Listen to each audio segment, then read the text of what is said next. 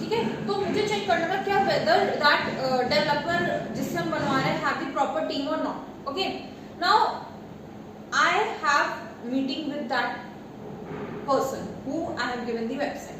तो सबसे पहले फिजिबिलिटी स्टडी मैंने सब उसकी गैदर कर ली कि हाँ भाई yes the infrastructure is all good, they have all the people who can make the website. Okay, next is what, इसके बाद हमारा आता है प्लानिंग. ओके, सी प्लानिंग में हमारा क्या हो रहा है, planning I have to plan that how my website should look. Okay, see website have both what, website have both front end and back end. Suppose this is my website.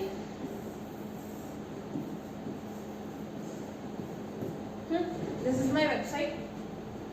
Now website suppose is of hotel.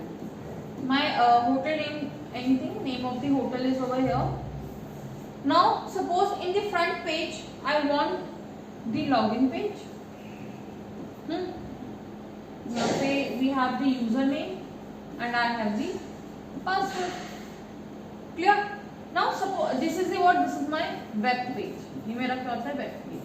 See whenever you want to room any book in a hotel, सबसे पहले you will go to that hotel website. On the front page हमें क्या मिलता है, you can log in or you have to sign up with your phone number. After that when you sign up you get the details of your rooms, your categories and everything. और यहाँ पे क्या होता है, next web page पे I have the option for rooms. You have to select the which type of room, whether you want standard room, whether you want to deluxe room, whether you want the family suite room or which room you want. Okay, so the whole thing which is shown on these pages, this is known as your front end. जो website होती है, जो मुझे दिखता है उसे हम क्या बोलते हैं, front end. That will be your front end. अब जो हमें दिख रहा है, मुझे देखो रूम्स की इमेजेस भी दिखती है, सब कुछ दिखता है, जो मुझे दिखता है उसे तो हम बोलते हैं फ्रंट एंड. बट ये दिख कैसे रहा है, जो भी वेबसाइट है यहाँ पे रूम्स लिखा हुआ और टाइप ऑफ रूम्स लिखा हुआ, नंबर ऑफ एडल्ट्स लिखा हुआ, कितने पर्सन के लिए रूम बुक कराना है, हमें ये जो दिख रहा है इसके पीछे क्या होता है, कोडिंग होती है जिसे हम बोलते हैं back and, which is known as your back end. Clear? Now तो requirements में is what, that how I want my website to be look, कैसे मुझे अपनी वेबसाइट चाहिए. ओके, अब requirements में चीजें आ गई मेरी यहाँ पे, all the software tools which I want to which is used in my website, plus which database is used for making the website. These are all the requirements. After requirements will come on the designing part. Designing part is what, that how my look and feel. Designing comes your look and feel, that how my website should look. Okay, now after designing कि मेरी website अब ऐसे बननी चाहिए, इसके बाद आता है डेवलपमेंट पार्ट. डेवलपमेंट पार्ट करता है my website is ready to make. देखो मैंने टीम की बात बताई थी, टीम बताया था. टीम में कौन कौन आ जाता है, डेवलपर जिसे हम कोडर भी कहते हैं, टेस्टर, एक डिजाइनर भी ले लो. अब डिजाइनिंग पार्ट कौन कर रहा है, एक डिजाइनर कर रहा है कि हाँ भाई ऐसे चाहिए. नेक्स्ट डेवलपमेंट पार्ट, जो मेरे पीछे का बैकएंड का पार्ट है कोडिंग, वो कौन कर रहा है, कोडर, जो कि मेरा डेवलपर है. ओके, अब डेवलपमेंट में क्या हो रहा है, my website will start to making of website. ना देखो एक एग्जांपल देती हूँ, जब भी आप कोई अपना प्रोग्राम बनाते हो सी में, प्रोग्राम बनाने के बाद आप कंपाइल करते हो, कंपाइल करने से क्या होता है, एरर्स आती है ना, एरर्स शो होती है.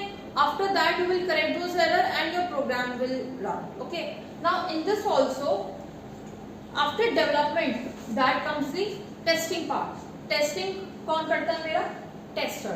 टेस्टर का काम क्या होगा?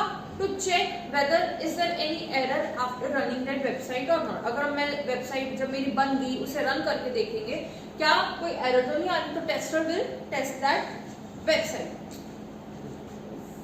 ठीक है, टेस्टिंग हो गई, सब कुछ हो गया, उसके बाद हम क्या करते हैं, वेबसाइट को डिप्लॉय करते। आफ्टर डिप्लॉयमेंट मेरा आता है मेंटेनेंस पार्ट। अब क्या आ रहा है यहाँ पे, अब जब डिप्लॉय होगी मेरी वेबसाइट, इसके बाद यूजर का पार्ट आ जाएगा यहाँ पे। User will come into this row. जब यूजर आ जाएगा यहाँ पे, तब क्या होगा, that website will be shown to the user. जब यूजर को वेबसाइट दिखाएंगे तो user will run that website, वो रन करके देखेगा वेबसाइट को। अब उसे सपोज चलानी नहीं आ रही वेबसाइट, कैसे चलेगी, तो they will tell that how you will run your website. अब मेंटेनेंस की बात करते हैं। Maintenance can be on both the side, on the user side also plus developer side also. ठीक है, अब मेंटेनेंस का मतलब क्या है, फ्यूचर में वेबसाइट तो यूजर यूज कर रहा है, तो मेंटेन भी तो उसे करनी पड़ेगी। सपोज कोई भी, हमने बहुत सारे सॉफ्टवेयर टूल्स यूज करे हैं इस वेबसाइट के अंदर, सपोज इन फ्यूचर वो वेबसाइट रन करने में या चलाने में कुछ प्रॉब्लम हो रही है, कुछ इशू हो रहा है, user doesn't have any knowledge कि भाई इसमें क्या अपडेशंस होनी है, क्या काम हो रहा है। Again the user will go to the person whom he has given the website to be made। अब वो क्या करेगा, उस वेबसाइट को क्या करेगा, चेक करेगा।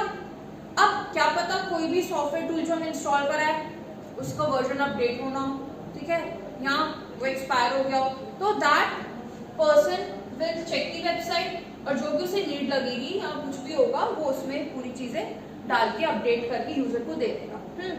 तो मेंटेन यूजर कर रहा है। अब सपोज कई बार यूजर को नॉलेज भी होती है, वो खुद भी करके देख सकता है, तो दोनों पार्ट से हम कह सकते हैं मेंटेनेंस होती है। सो फर्स्टली हमारा क्या आता है, feasibility study, requirement, designing, development, testing, deployment and maintenance. Okay, अब इसे हम क्या बोल रहे हैं, बेसिक मॉडल। वाटरफॉल मॉडल मेरा क्या होता है, बेसिक मॉडल होता है, ये मेरा स्मॉल स्केल प्रोजेक्ट्स के लिए यूज होता है। It is used in your small scale projects. किसमें यूज होता है मेरा, स्मॉल स्केल प्रोजेक्ट्स में। अब इसका एक बहुत बड़ा डिसएडवांटेज क्या होता है, डिसएडवांटेज ये होगा, initially when the user have given its requirement to the person और to the developer for the website, बैठे दोनों, यूजर बैठा, डेवलपर बैठा, दोनों ने कम्युनिकेशन करी गई, उसने रिक्वायरमेंट दे दी कि मुझे ऐसी वेबसाइट चाहिए, उसने ले ली रिक्वायरमेंट, उसने अपना काम स्टार्ट कर दिया, अपनी टीम को बुला के सारा काम समझा दिया एंड वेबसाइट बन गई।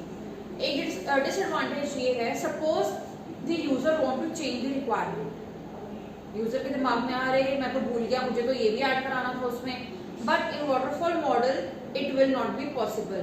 User can't update or change any requirement in between this model. एक बार जो बन गया तो बन ही गया, फाइनली उसे वेबसाइट बन के मिलेगी। ठीक है, अब डिसएडवांटेज एक और इसमें आ रहा है, सपोज वो बहुत जरूरी रिक्वायरमेंट थी जो कि यूजर को अपनी वेबसाइट में डलवानी थी। अब जब उसने वेबसाइट चला के देखी, उसे ये लगा कि अरे जो मैं चीज सोच रहा था वो तो मुझे मिली नहीं इसमें, तो एक टाइप की क्या हो गई, उसे वो सक्सेसफुल प्रोडक्ट मिला ही नहीं, उसे सक्सेसफुल प्रोडक्ट मिला ही नहीं, प्लस उसे उसके अकॉर्डिंग वो क्या हो गया, एरर प्रोडक्ट, और you can say product with error. क्यों, उसे जो रिक्वायरमेंट मेन डलवानी थी, उसे सपोज अपने उसमें डलवाने थे टाइप्स ऑफ रूम कैसे होने चाहिए मेरे होटल के अंदर, वो ये बताने ही भूल गया, और उन्होंने भी नहीं डाला कि टाइप्स ऑफ रूम्स इसमें कैसे होंगे। तो ये तो बहुत बड़ी मेजर प्रॉब्लम है, जब भी हम कोई होटल के लिए बुकिंग करते हैं तो रूम की कैटेगरी को सिलेक्ट करते हैं, वो कैटेगरी ही वो इसमें बताना भूल गया, तो उसके लिए तो ये सक्सेसफुल प्रोडक्ट हुआ ही नहीं। तो इससे डिसएडवांटेज क्या हुआ, एक डिसएडवांटेज ये हुआ कि यूजर कांट चेंज और update any requirement in between. Second, the error cannot be resolved in between if user want to change anything. Third, successful product नहीं मिला। Fourth, cost जो यूजर ने दी उसके लिए तो एक किस्म की वो कॉस्ट खराब ही हो गई, क्योंकि कॉस्ट उसने सपोज 2 लाख से है, बेकार चला गया क्योंकि वो उसे अप टू द मार्क को चीज मिली नहीं। अब